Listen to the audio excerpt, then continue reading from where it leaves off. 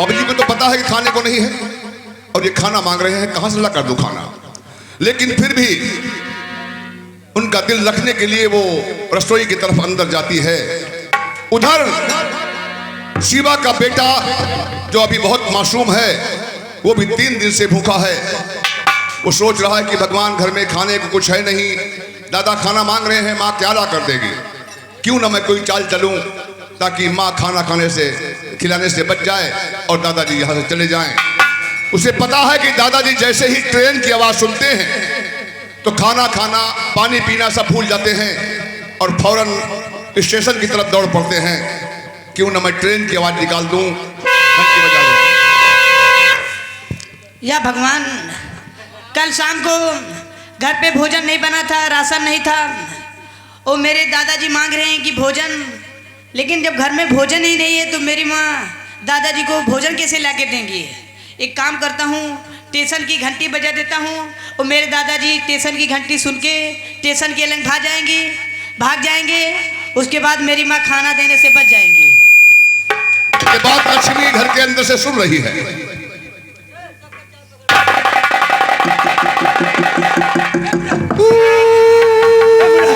मैं खाना नहीं खाऊंगा, मैं पानी नहीं पीऊंगा, मैं जा रहा हूँ स्टेशन।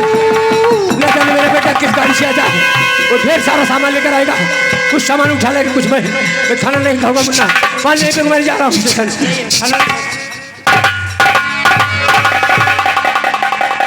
अब मेरी माँ खाना देने से भी बच गई हैं। तब तक लक्ष्मी पहुंचती है गुस्से में, सोचती है कि हे भगवान, पिताजी के साथ तो भगवान वैसे भी मजाक कर रहा है, ये मेरा नन्हा सा बेटा अब ये भी दादाजी से मजाक करने लगा है, उनकी खिल्ली उड़ाने लगा है। पहुंचती है, बिना कुछ सोचे बच्चे को थप्पड़ मारती है।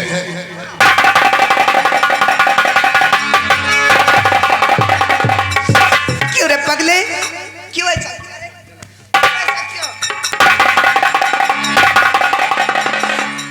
ऐसा क्या दादाजी के साथ रे? भगवान ने तो उनके साथ वैसे मजाक करना शुरू कर दिया और तू भी उनके साथ मजाक करना शुरू किया। क्यों ऐसा किया? और क्यों ना ऐसा करता? मुझे मालूम है कि घर में एक दाना राशन नहीं है, ना भोजन है।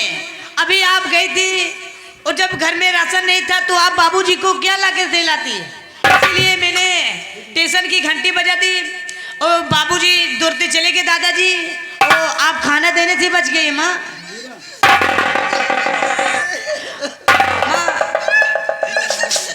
ना, मुझे माफ कर दे मेरे लाल, नहीं समझ पाई कि मेरा मुन्ना इतना समझदार हो गया कि माँ को खाना देने से बचा दिया। मेरे लाल माँ, मुझे भी भूख लगी है माँ, मुझे भी खाना चाहिए।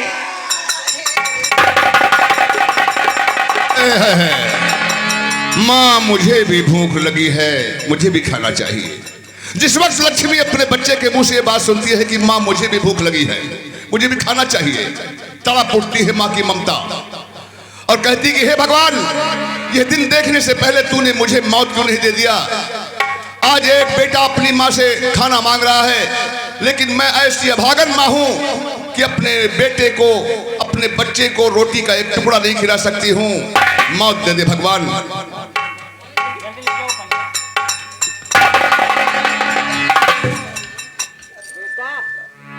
माँ रो मत, मैं खाना नहीं मांगूंगा, मैं नहीं खाऊंगा माँ खाना। नहीं मेरे लाल, तू खाना मुझसे नहीं मांगेगा तो फिर तू मुझसे मांगेगा, तू नहीं भूखा रह सकता मेरे लाल।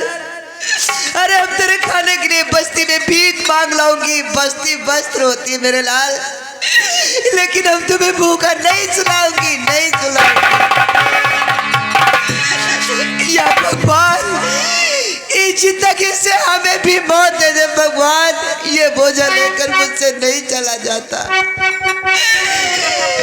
ए भैया, बस्ती वाले भाई, माँ, मेरे बच्चे, दादाजी सब भूखे हैं माँ, मेरे बच्चे को खाने के लिए मदद कर दो माँ, भगवान तुम्हारी मदद करेगा। आज माँ, एक माँ अपने बच्चे का दर्द समझती कि बच्चे का दर्द क्या होता है। एक माँ ही तो है जो अपने बच्चों को भरने के लिए कुछ भी कर सकती है। लक्ष्मी के सामने और कोई रास्ता नहीं है दोस्तों। हालांकि ये भिखारी नहीं है, गरीब थे लेकिन हंसता खेलता परिवार था, पर जमींदार के जुल्म ने इन्हें भिखारी बना दिया है। आज ये ऐसे मोड़ पर खड़ी हो गई है आकर कि भीख के सिवा और कोई चारा नहीं है। बस्ती में जा रही है, दावन फैलाकर भीख मांग रही है अपने बच्चे के पेट भरने के लिए। बाबूजी मदद करो भैया।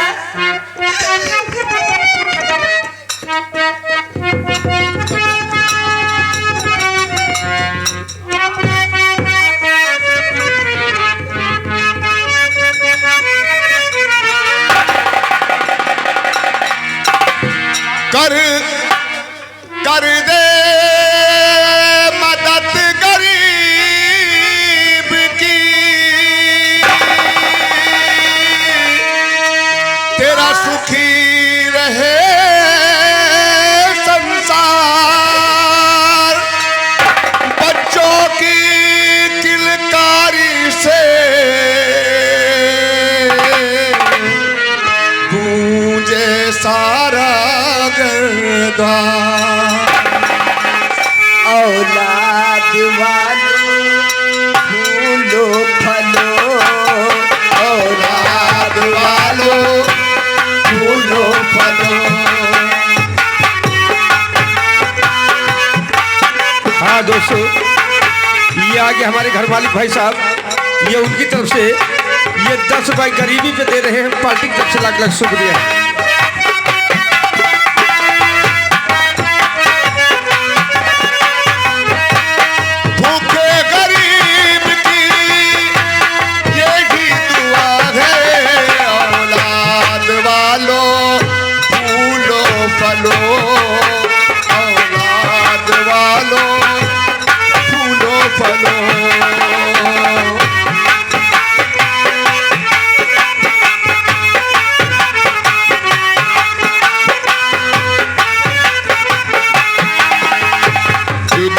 जिए तेरा लाल रहे खुशहाल, सदा तेरा नाम करेगा।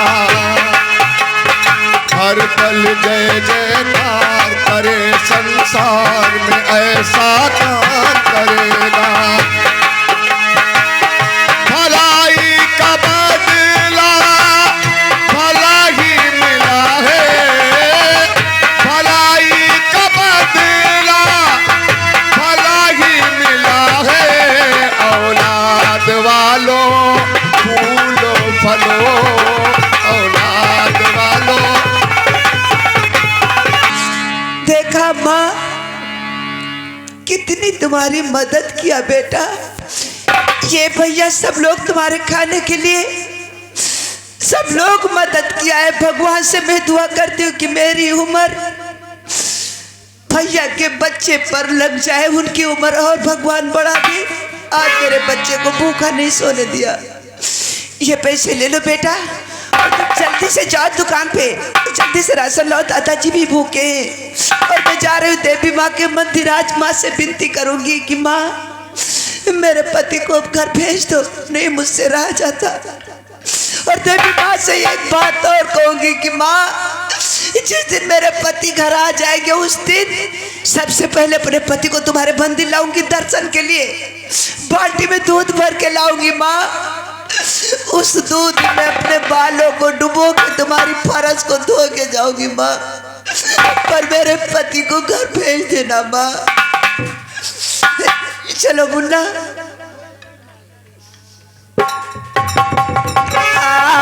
भी जाओ ये जिंदगी कब है। भी जाओ ये जिंदगी कब है। तुम नहीं हो हरी खुशी कब है। आप ही जाओ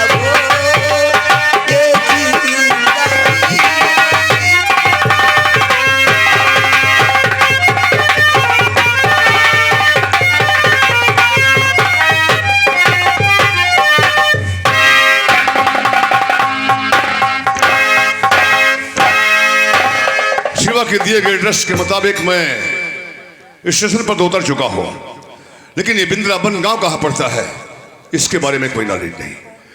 ठीक है, आगे बढ़कर देखता हूं यहां का कोई लोकल आदमी मिलता है तो उससे पता करता हूं कि बिंद्रावन गांव कहां है। ना जाने क्यों एक एक कदम पर मुझे शिवा की वो बातें याद आ रही हैं। कहीं ऐसा तो नहीं कि शिवा की बातें सच्ची नहीं हो। भगवान न करे अगर शिवा सच कह रहा था और सच में वो अपने घर का अकेला गार्जियन था, तो ये सच है कि उसके घर पर बहुत परेशानी होगी। जो भी होंगे उसके परिवार में लोग परेशान होंगे और शायद उसकी वजह मैं हूं। खैर, सबसे पहले मैं शिवा के गांव पहुंचकर शिवा का बैकग्राउंड चेक करूंगा। शिवा किस किस्म का लड़का था। अगर वो गलत था तो कहीं ना कहीं से कोई सुराग तो जरूर मिलेगा, और अगर नहीं तो फिर शिवा के परिवार की मदद करूंगा, चाहे किसी बहाने से करूं। उस परिवार की मदद करना मेरा, चल देखता हूं।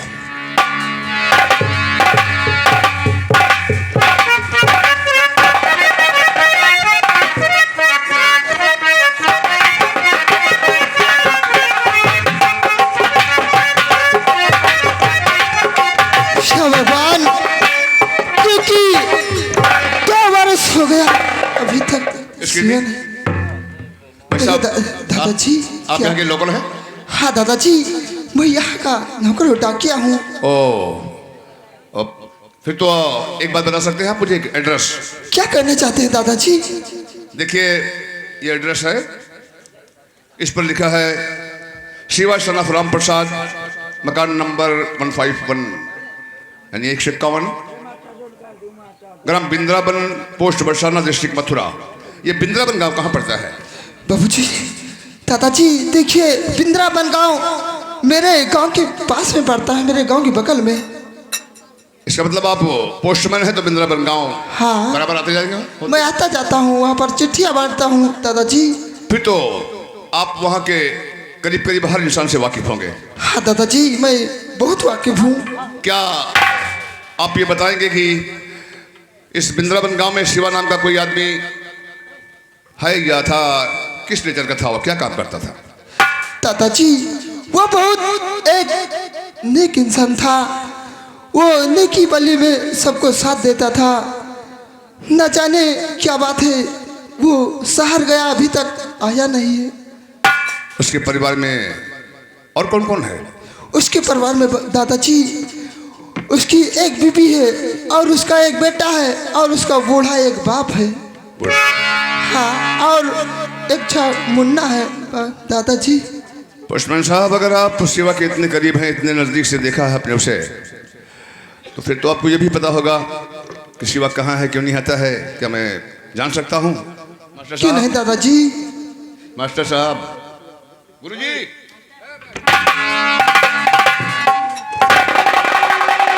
और शिवा रहता कहाँ, सच बता दीजिए, घर को आता नहीं, बोलो क्या राज है?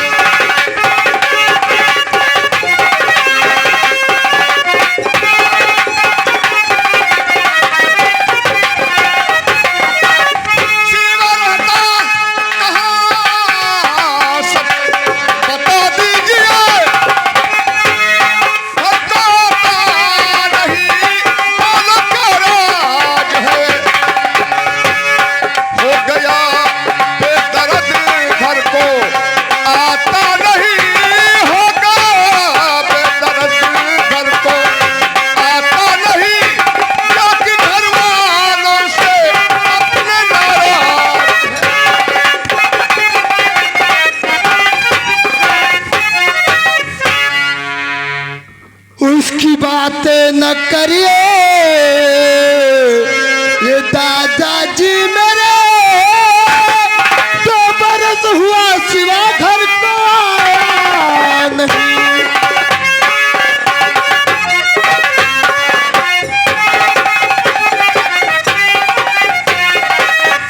उसकी बातें न करिए, दादाजी मेरे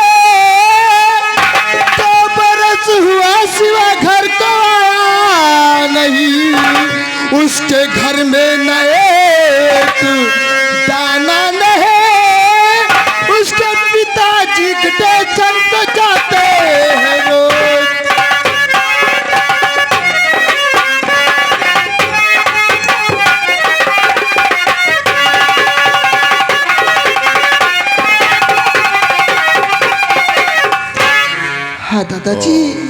देखिए पोस्टमैन साहब, कहिए दादाजी। शायद मेरी वजह से आपका दिल दुखा हो। आपकी बातों से ऐसा लग रहा है कि शिवा आपका दोस्त जैसा था, बहुत प्यार करते थे शायद आप शिवा से। शायद मेरी बातों से आपको ठेस पहुंची हो तो उसके लिए सॉरी। दरअसल मेरा मतलब आपको ठेस पहुंचाना नहीं था। हकीकत तो यह है कि मैं शिवा का दोस्त हूँ। अच्छा दादाजी। उसी के पास से आ रहा हूँ। मुन्ना। चाचा जी, आपने क्या दादाजी को देखा क्या हमारे? नहीं हाँ, मगर पोस्टमैन दादा साहब। दादा वन मिनट। क्या दादा? पोस्टमैन साहब, ये बच्चा किसका है? इतनी ये- सर्दी में नंगे पैर घूम रहा है, कान में भी कुछ नहीं बांध रखा है, कपड़े भी कोई ढके नहीं है, ऐसे क्यों घूम रहा है? दादाजी ये शिवा का बेटा, इसका नाम मुन्ना है दादाजी। मुन्ना? हाँ चाचा जी ये कौन है? ये शहर से आए हैं दादाजी। अच्छा पोस्टमैन साहब, आपको चिट्ठियां बांटनी होगी, आप जाइए प्लीज। ठीक है दादाजी।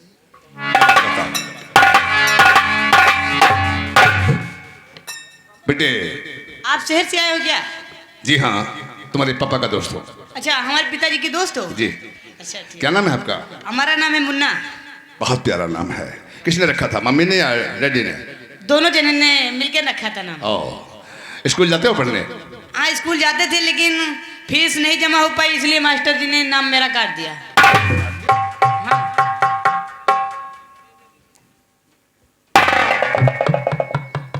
इसका मतलब अब स्कूल नहीं जाते हो तुम?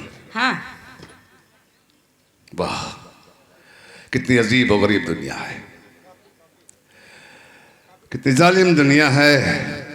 ये क्या जाने किसी गरीब का दर्द। एक मासूम सा बच्चा है, पढ़ने की उम्र है, थोड़ी सी फीस नहीं जमा हो पाई तो स्कूल से ही निकाल दिया। बेटे, दुनिया बहुत जालिम है मुन्ना बेटा। ये किसी गरीब का दर्द नहीं समझती है। क्यों नहीं? लेकिन बेटे, मेरी एक बात कान खोल कर सुनो। कौन बात? इंसान को दुख से नहीं डरना चाहिए बेटा। दुख और सुख हमारे जीवन के दो साथी हैं बेटे। ये सुख शब्द जो है बड़ा बेवफा होता है। एक पल के लिए हमारी जिंदगी में आता है, हमें तमाम खुशियां देता है, लेकिन जब हमसे मुंह मोड़ के चला जाता है तो वापस जल्दी लौट कर नहीं आता है। लेकिन दुख एक ऐसा सच्चा साथी है बेटे कि दुख जब हमारी जिंदगी में आता है तो हमें गले लगा लेता है, हमें छोड़ के नहीं जाता वो। फिर हम दुख से क्यों डरे? जैसे रात होती है, अंधेरा हो जाता है, लेकिन फिर सुबह होती है, फिर सूरज किरणें फैलती हैं। उसी तरीके से सुख दुख है बेटे, आते जाते रहते हैं। लेकिन आप हमारे घर चलोगे? आया तो इसीलिए हो बेटे, अगर तुम ले चलोगे तो। चलिए आइए, आपको घर लेके चलते हैं। चलो।